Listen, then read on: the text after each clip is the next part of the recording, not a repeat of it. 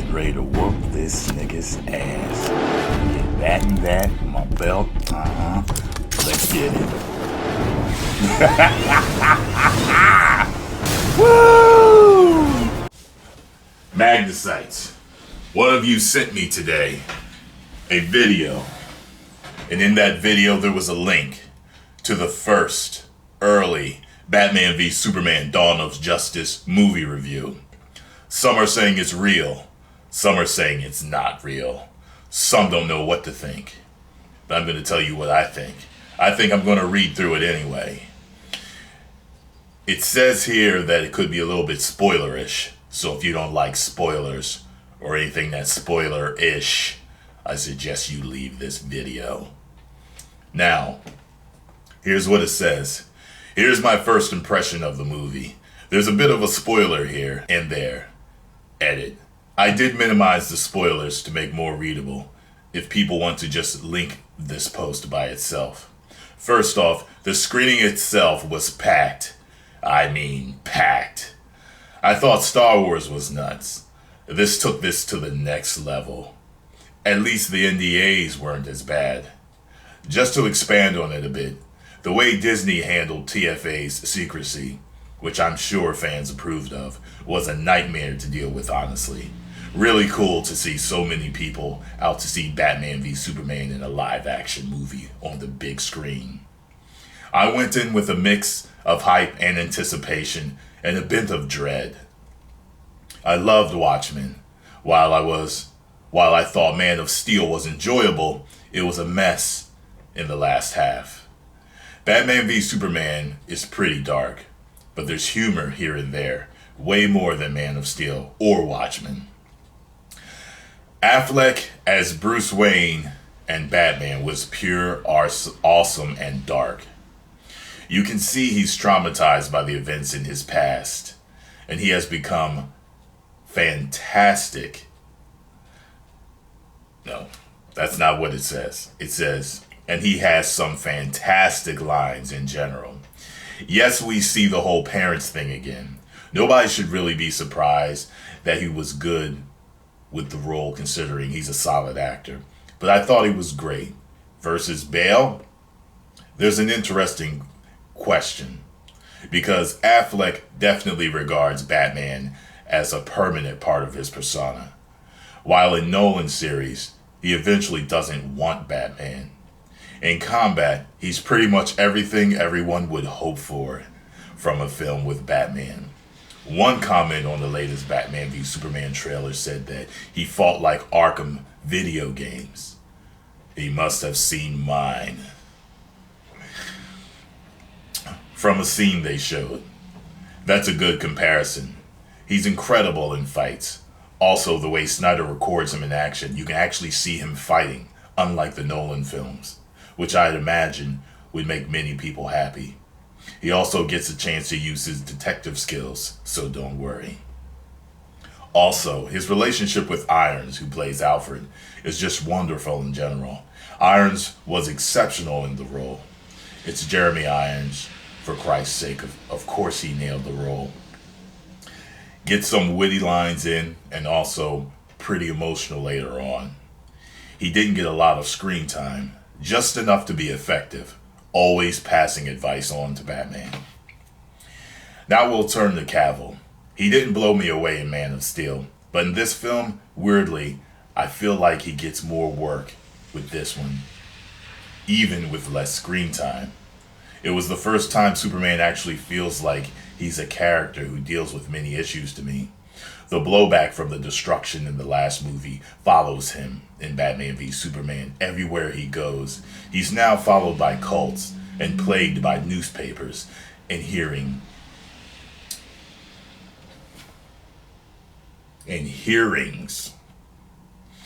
Though the hearings are influenced by Luthor, we'll get to him in a bit.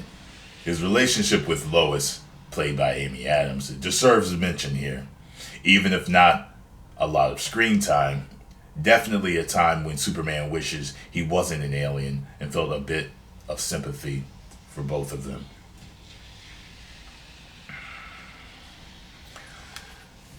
Cavill and his interactions with Affleck, especially the fights, are truly something to behold. Definitely worth the price of ticket admission, in my opinion.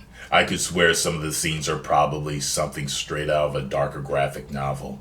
The alternative personas do meet, helped along by Luthor as well. Who got more screen time? Batman or Superman?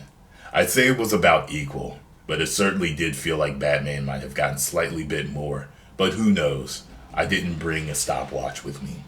Eisenberg, chosen as Luthor, was perfect, honestly, to me. I know there's a ton of concern over it, but he made it work. He's also hilarious with a dark sort of humor, but he's a very scary person in general.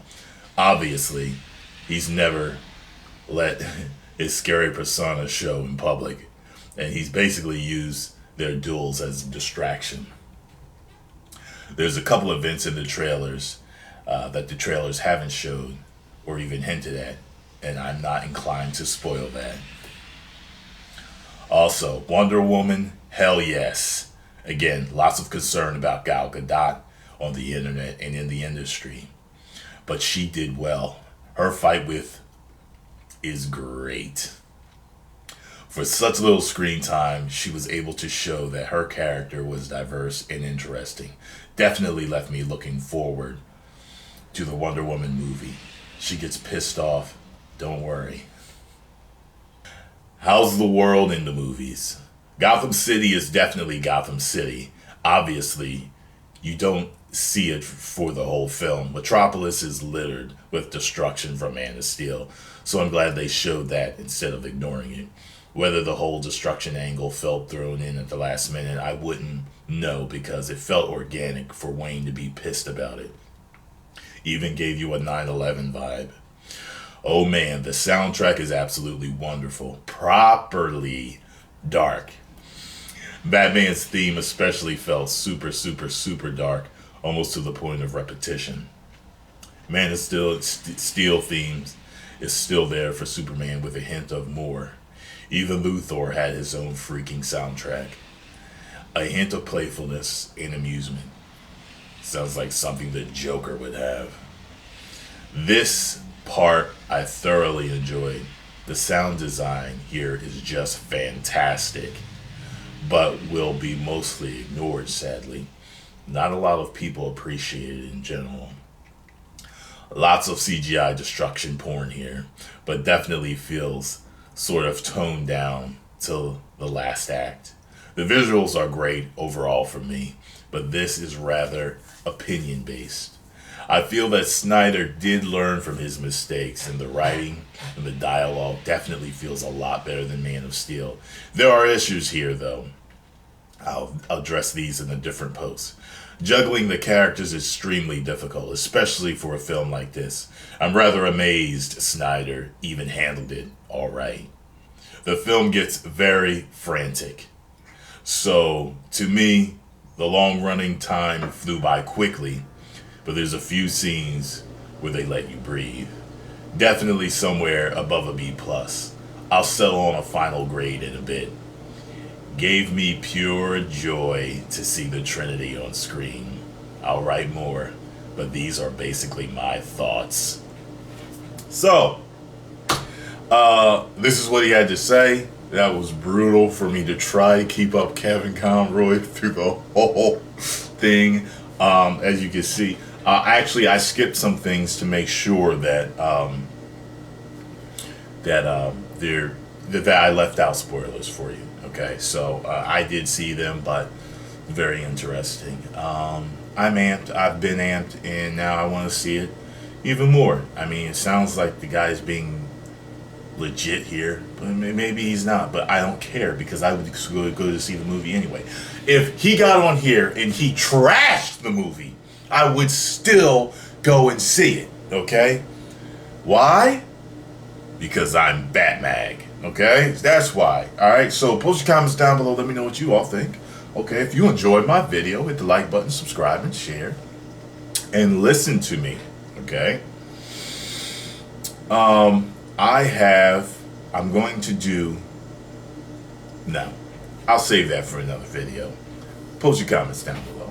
1 million subscribers.